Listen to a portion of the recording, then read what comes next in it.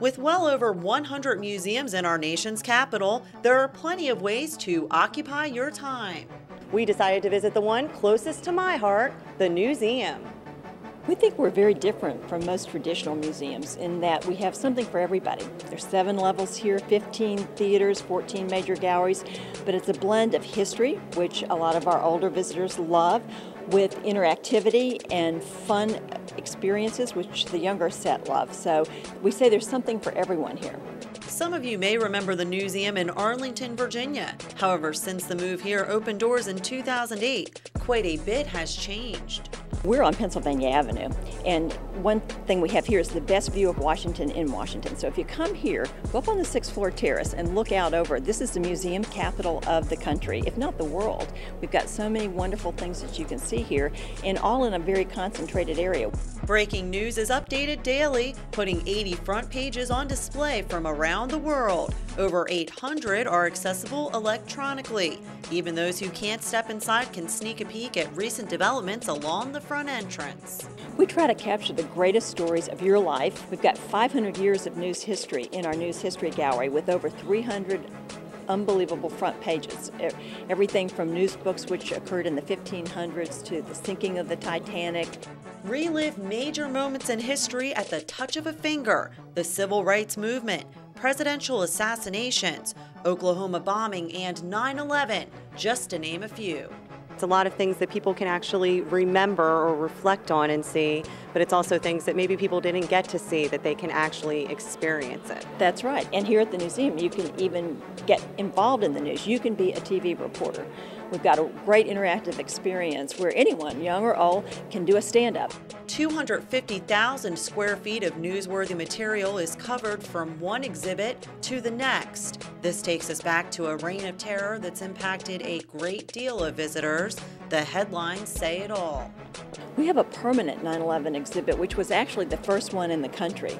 And it's a very powerful exhibit. We have 100 newspapers from around the world that had the headlines from September 12th. There's this broadcast tower which stood atop the North Tower of the World Trade Center. There were 6 broadcast engineers up there at the time, and sadly they lost their lives, as did so many others on that day. And there's a very powerful video in which we talk about how reporters reported that story in New York, because they weren't just reporting the story, they became a part of it as well. We say there are 3 kinds of people who run toward danger: policemen, firemen, and journalists. Only one journalist has been killed during a terrorist attack. He just so happens to be honored here. William Bickert, he was a photojournalist in New York City. He and his wife had just dropped their son off at school, and he saw the towers on fire from afar. So, of course, being the journalist that he was, he ran home, grabbed his cameras, went to the site, actually had time to call his wife after the first tower collapsed to tell her he was almost finished, not to worry, he was with the firemen. And then he was killed in the collapse of the second tower. Unbelievably, they found his cameras, and we've got the cameras here as well as the film which was developed. He shot both film and digital, and he took some amazing pictures. You saw how really close he did get to that disaster. Others are recognized in the Journalist Memorial. It portrays over 2,000 reporters' lives cut short, all for the love of news. New faces are dedicated every year. All these journalists were on assignment and were killed in wars, but also more recently targeted because they were journalists in countries such as Russia, Mexico, Pakistan. You can also view one of the largest Berlin Wall collections, containing 8 unaltered sections. Plus a 3-story tower that stood near Checkpoint Charlie. And it's a wonderful story because a lot of the visitors coming through, the students, have no memory of the Berlin Wall or the Soviet Union or even the communism that prevailed in Eastern Europe at that time.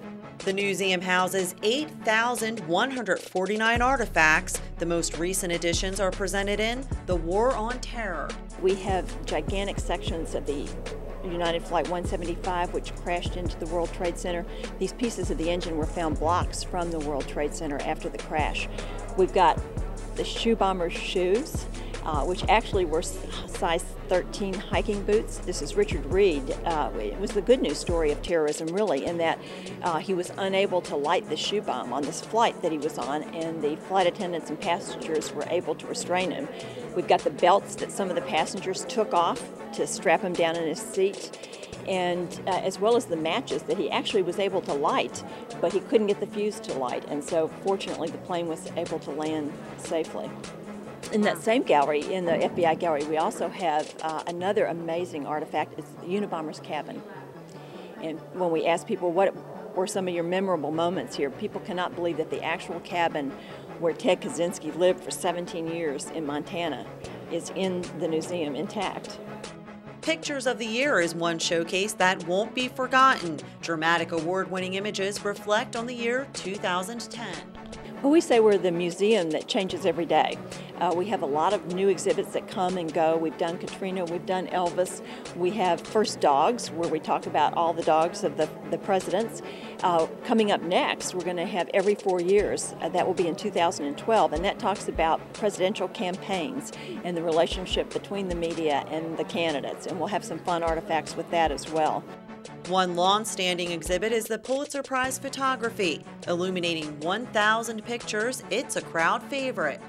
It's just these powerful images that show everything from wars, but also returning veterans and moments of happiness in the lives of people who were captured by the photographers, who we also have on video. We've interviewed almost every living Pulitzer Prize photographer.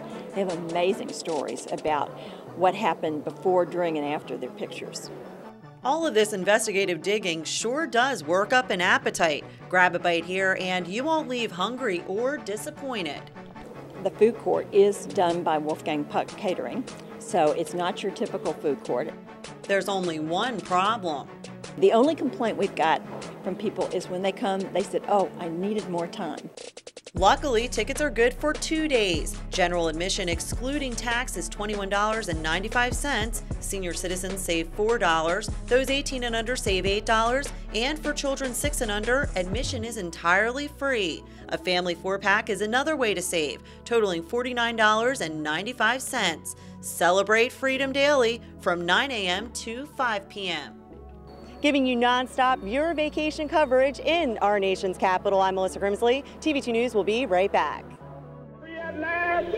Free at last! Thank God Almighty! We are free at last! This is a scene at Andrews Air Force Base where the casket of carrying the body of President Kennedy is being transferred to an ambulance. I don't know whether we can hear this or not. There it is. Shots. You can see just how badly damaged it is. It's about half of the building that is literally hanging. Like there was an explosion of some kind here at the, I think people here in the building are already describing it as a highly sophisticated, coordinated attack, not only against the World Trade Center, but against the Pentagon and U.S. military right here in Washington.